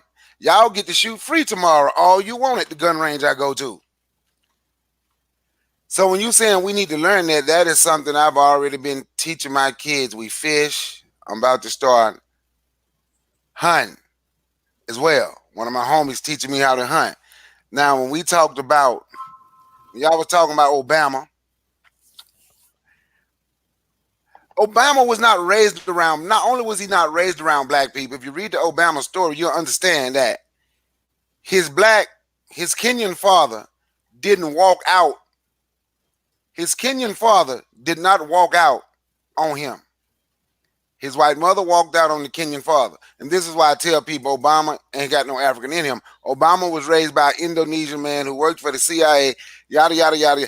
They were very good friends with the Bushes. That's why when you see Michelle and W, now they hugging and everything because Obama grew up childhood friends with the Bushes. Barry Soweto, BKA Barack Obama, is the 13th richest president in the history of this country. Don't just hold me. I'm sorry about that. And he's the 13th richest president in the history of this country. So he don't know anything. He didn't care anything about us. Not at all. Do I think he cared anything about us? And he showed that. And I hadn't voted in a while, but I voted for him twice. I'm not ashamed to tell anyone that I did, and I'm not ashamed to tell I made that mistake. But one thing for sure, I won't make that mistake no more. I know that's right. Because ain't nobody getting mine. Anybody get it, and this bother people, it would be Trump. Because Trump speaks the truth of this country, how this country truly feels. Not that I like Trump, or I think Trump care anything about me. Trump is what was supposed to wake black people up. And we chose to stay asleep. I'm sorry, we didn't stay asleep. What we got was afraid. How many black people have you heard say, Trump is the reason all this racism? They say it all the time. Mm-hmm. Oh shit, I guess Trump was the president. Shit, I guess Trump is the longest standing president in history because he's been the president ever since the country been in history. If he's the reason for racism, if he's the reason these people coming out wanting to attack us, if he's the reason. Nope, the problem is they'll come attack us because they know we don't fight back. And I tell everybody all the time, see, guy, you say now you got to sit in your house strapped. Yep, if you will come to my house, you'll see my gun on my dresser next to me. We're in the living room, you're going to see my gun on the coffee table. You're going to see all the gun on the coffee table. And my kids know how to work them. And you're going to see I got my stick, couple sticks under the bed. And they all loaded with one in the chamber on safety. Ain't got time to cop. So, yes, when you say you got to sit in your house like that, hey, I've been sitting in my house like that now for a few years. And it's just that simple. And if you live in a state that tell you you can't have a gun, you need to do all you can to fight them with the Second Amendment so you can carry your gun. Right. The right to bear arms. They got them. That's what the police is. That's their people. They got them. Then we think, because we used to think, because a black cop come through the neighborhood, we okay. What we done figured out is them black cops, them the same type of people that ran and caught Kunta when Kunta outran the white folk. They running us down for them. You know, they working on meritorious manumission. Do something good for them. I'm working for y'all. They ain't working for us. We need to learn every strategy. Use tact. That's why I tell everyone I'm an advocate of self-defense. Self-defense can be violent, but they control everything. So I use tact and I stay away from certain things. And I'm saying it like this because I don't want my brothers to get bothered, to get messed with on here. We know we know who we are. The people in the chat that listen to us, they know who we are. They know who we are. Don't give them nothing to make you feel uncomfortable. So once we start building, now we preparing. We ain't just leaning on y'all no more. We starting to lean on us. And as we build, we prepare for everything. We prepare for everything. I've been watching this show, man. I finally watched the last episode called Resurrection Ethical. Actually, that show I was telling you about, Guy, it was about the Turkish, the Ottoman Turks. The reason I say I know that name Bey is Turks. Right. That's true. Of course, the war is different now than ancient times, right? Than the 1100s, 1200s. But it was less of them than it was the Mongolians and the Byzantines. You know the first people, they had to get rid of first? They always got rid of someone from a different tribe because that's who was telling on them. Once they can get rid of the snitch, or as we call them, the coon, once they got rid of their coon, it was hard for the other people to infiltrate. So now, even though it's less of us, now we can plan and we can do our sneak attacks. You understand? We can do what we have to do. And that's what we have to do. You know, those are the things that we have to do. You know, I see you say on here, know who I am. Virginia is very gun friendly. Yes, it is. And so is Georgia. Virginia's so gun friendly. I got my license. I can carry my gun in 32 states. That's the purpose of having it. And like I said, I guess ain't nobody in here in the Atlanta area. Because if you're in the Atlanta area, every Wednesday, women shoot free. All day, all you want. Nice. That's what's up. I want us to start a gun club. But I'm here, and I know we spread out on here. And when I talk to people, they want me to do all the work. Then they just want to come in with my mentoring program, with my gun club that I'm doing. So I'm taking a little bit at a time. I got my mentoring program. But yes, we starting a gun club. I got a couple brothers that say they're going to be with me. So yes, we about to start a gun club. Because we have to know how to use our weapons and use our rights. The Constitution, Second Amendment, you have a right to bear arms. The right to bear arms. So we need to bear them. And like I said, before I yield the mic, this was our closing statement too? Well, we'll let Maurice go and then we can give our closing statement. Oh, okay. But yeah, you know, like I said, bruh, I stay strapped in the house. Like I said, loaded, one in the chamber, on safe. Cock can take too long. I yield the mic. Excellent. I know that's right. I know that is right. You know, there's a link in us. There's a link in us that ties us to the past, to our ancestors. And there's also a link in us that ties us to the future, our future generations. true. And we are currently in the present. And what we do today dictates upon what will come next. What was dictated yesterday, what was done yesterday dictated what we are doing here today. And so when we look at this whole Amber Guyger foolishness, and we see and understand how, I can't even use the word sympathetic because that's not the true word. Mm-hmm. But you look and you see how they loved on her, mm-hmm. that they embraced her.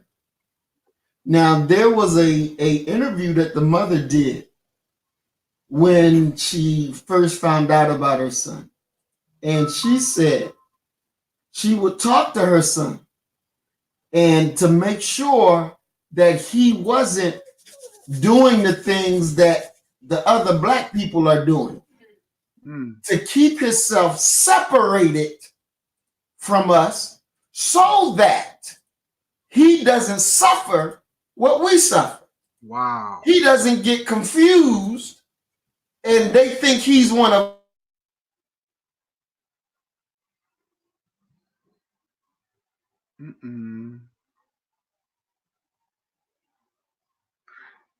Now I want to say, now you see what they doing to our brother. They keep cutting him off. Now now Maurice did a whole show. He wasn't cut off. When he speak that real, all of a sudden YouTube fucks with him. I want y'all to take heed what this is doing, because YouTube know this is a strong brother, as well as my brother Bakari. And they always do this. They always do this. Now, Maurice, if you listen, if you're watching, just come up, just sign off and come back in, brother. But this is what they do, because this is deep, because we're giving our people life, because this is survival. This is a survival, and they do this. They cut certain people off. They want to play. They want to play with they try to silence us. Before back in the day, we would have to go outside and speak. Get our little podium and speak into the people and get the people. But now, internet, you can get almost 1 million people to watch you.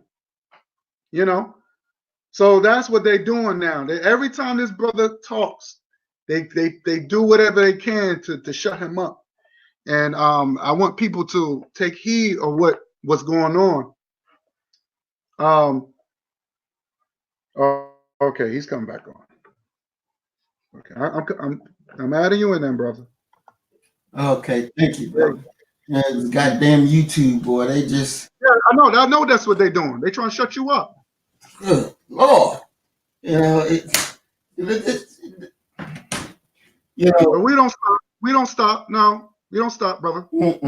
And that's why, we do what we do.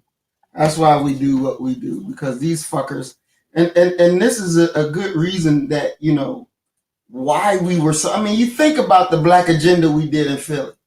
They keep taking it off the goddamn. I noticed that. They keep really, you wasn't saying nothing that's too, It was just like, to me, it was a clear,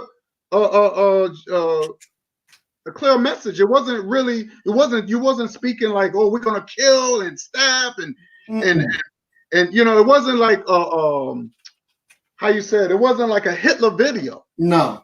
It was a simple message. And it's so weird that they take your, and see, this is the reason why they took your first channel down. Mm-hmm. But how many channels are these white extremists on YouTube? Exactly. Think about that. Mm-hmm. Because our people are waking up. Mm-hmm. Our people are waking up, and more people, because of the internet. See, I was just telling the people in the chat, and I was telling Brother Bakari before, what did our people used to go outside, set up a platform where they could speak to the people. Now with internet, you can get almost half of 500,000 to over 1 million people to watch. Exactly. And they say, this is too much because, black folks, we got to keep them. We got to keep them dumbfounded. We got to keep them deaf, dumb, and blind. Exactly. So when you got people like you and Brother Bakari, like myself, we got to quiet them up. We got to quiet them up because now they getting a lot of attention. And you notice they don't really fuck with people like Tommy Sotomayor and fucking what's the other guy's name? The guys who always ask for money, the conscious pimps. Yeah. They don't bother them. They don't bother them because they're not really saying nothing. They just telling how they feel, and that's it. But we actually teaching people. Like my brother said, he said, yo, come to the gun range. Teach our sisters to shoot for free. Exactly. You know what I'm saying? Because we're talking about we giving people tools. The other cats, they're not. They want to sit there and want to go back and forth on religion. Some of this stuff is already okay. How many times you gonna keep doing that? Exactly. That's why I don't like to be redundant in my videos. I like to be diverse. Sometimes I talk about fun stuff. Sometimes I talk about deep stuff. Because I'm a Libra. I'm a balance. I have the spirituality of my art. You gotta have balance. You gotta have balance. So go ahead, brother. Don't let the enemy stop you. Go ahead. Yes, sir. And so she was saying that she was instructing him to make sure that he's not falling into the same circles that we go into, so that the enemy wouldn't come approach him. But as we can see, the enemy still came and took him because they identified with the color. And me personally, and I said this before and I'll say it again, I believe them two was having sex. I really believe that. They knew each other. I believe that they were having sex. I really do. And when you listen to what Bunny was saying, the black girl who for some reason they didn't call for the trial, when you listen to what she see? I told you. People in the chat, don't you see this bullshit? Don't you see this bullshit? Oh my God. This is fucking crazy. This is fucking crazy, man. Bakari. I'm here. You see this bullshit? Every time my brother speak, it's free. He freezes. Yep. Unbelievable. Oh, this is not. I don't know, man. I don't know. All right, we'll wait till he comes back. And then after he said what he says, then we'll do our closing statement. All right. But yeah, man, it's but I want people in the chat.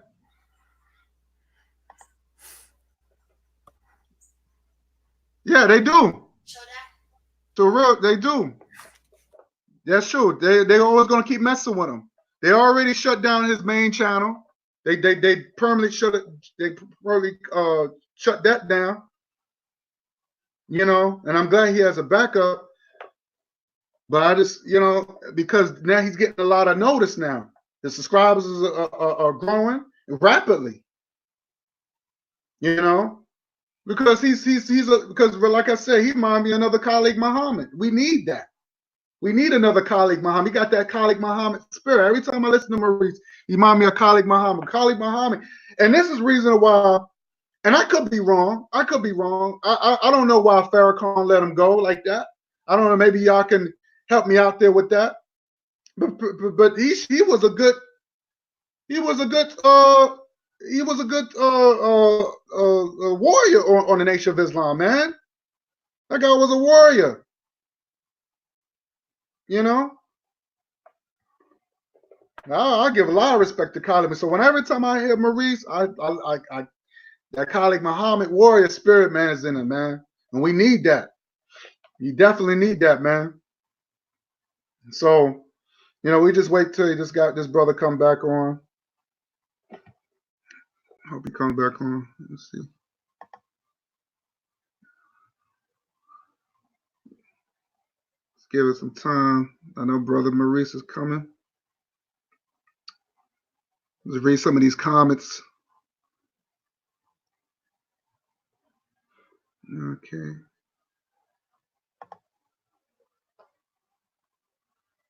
That's right. I want to say peace to the chat, man. Y'all was very active today. I want to say thank y'all so much. Thanks to the sisters. Thanks to my brother Terrell. You know what I'm saying? I just want to thanks to Jasmine. I want to thanks to Elena B. Hope I got your name right. Queen. I know. I would just call you Queen. I'll just call you Queen. Thanks to the Queen, Jasmine, Elena. Who else? And who else? Terrell.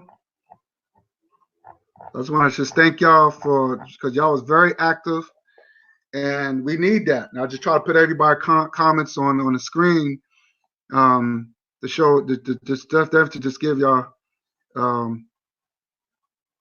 to give my thanks to y'all because y'all the best.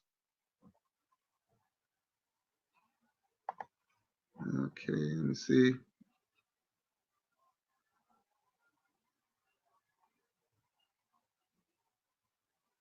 Oh, who's this person? My issue is everyone talks and never name names and wonder why everyone is confused.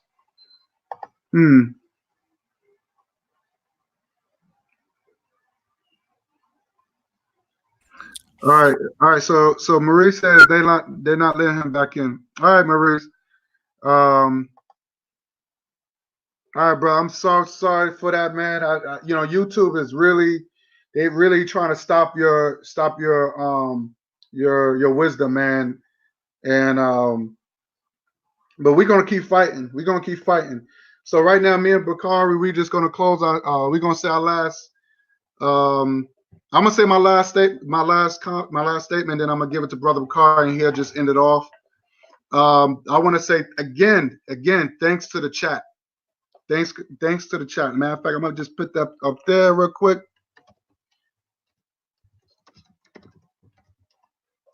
I'll put that right there, so let everybody know. Just want to say thank y'all for watching this video. I just hope y'all get something out of it. I hope y'all just like don't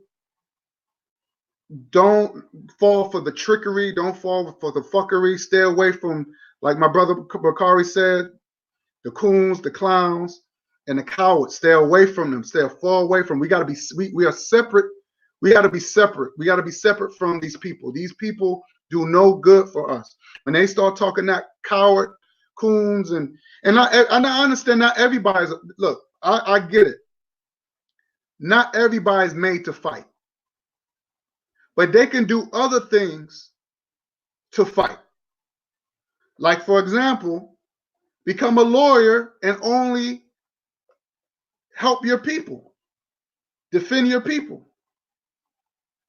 There's other ways to fight the system. There's other ways to do it. You might not pick up a gun and you're not everybody's not a shooter. I understand that, but use your talent and your skills to fight.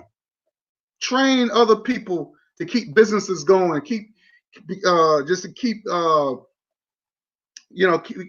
Hire people. Hire your own.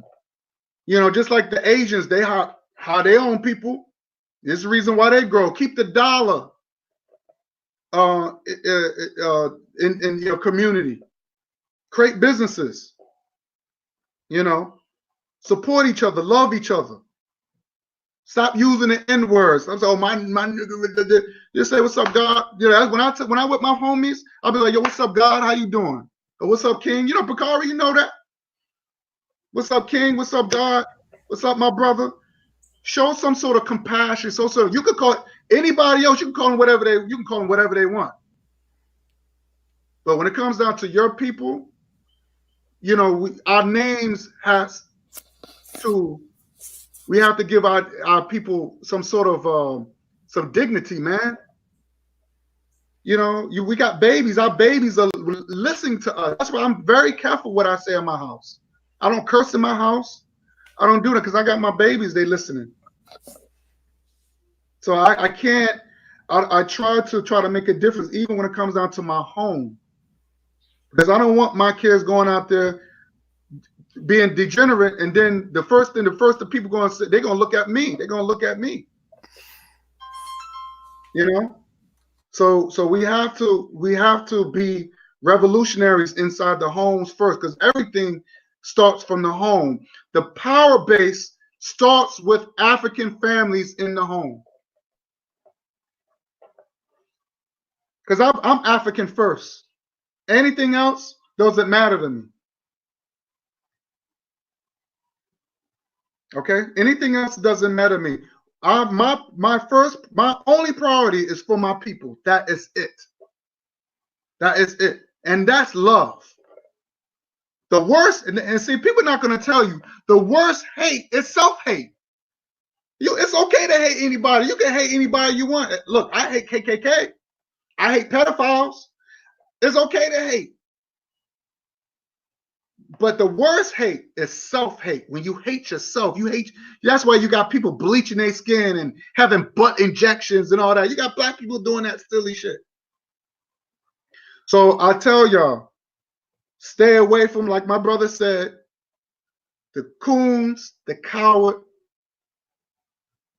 and the clowns. Stay away from that. That's the real KKK. Okay? So my closing statement, thanks to the chat. Just keep everything, just I hope that and I just want to say thanks to the chat. Y'all been very active. Peace and love, Hotep. And Bakari, I just end it off with my brother Bakari. Say your last statements and end it off with the prophet. Yeah, man, I thank you for having me on your show, man. I appreciate that. Appreciate you thinking I'm good enough to even be on here and join the likes of you and Brother Muhammad. And yeah, definitely thanks to Brother Muhammad. Thank you, brother. Thank you. I appreciate it. And I appreciate the chat. Had a nice conversation with the chat. They was very active. So, man, I just thank you for having me, man. Anytime, brother. I just thank y'all for having. And if y'all haven't, y'all should like and share this show. Y'all know Maurice Muhammad _3 is his channel. He ain't here to say it. Y'all can find me on Brother Bakari. Definitely subscribe to Brother Bakari. Definitely. Elena B, you're right. Africa first. That's right. That's right. That's African first. That's who we are. We take care here first, but we are African blood people. But I'm gonna go ahead, man. I'm gonna Terrell Sanders say hate KKK women and child abusers. Yeah.